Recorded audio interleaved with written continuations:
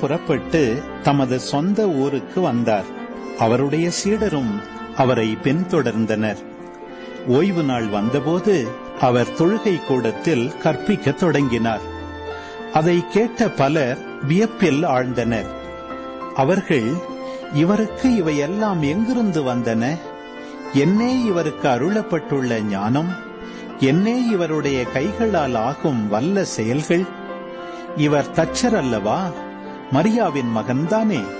யாக்கோபு, யோசே, யூதா, சீமோன் ஆகியோர் இவருடைய சகோதரர் அல்லவா? இவர் சகோதரிகள் இங்கு நம்மோடு இருக்கிறார்கள் அல்லவா என்றார்கள்.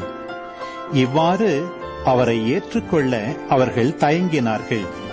இயேசு அவர்களிடம், சொந்த ஊரிலும் சுற்றத்திலும் தம் வீட்டிலும் தவிர மற்றெங்கும் இறைவாக்கினர் மதிப்பு பெறுவர் என்றார். அங்கே உடல் நலமற்றோர் சிலர் மேல் கைகளை வைத்து குணமாக்கியதை தவிர வேறு வல்ல செயல் எதையும் அவரால் செய்ய இயலவில்லை. அவர்களது நம்பிக்கையின்மையை கண்டு அவர் வியப்புற்றார்.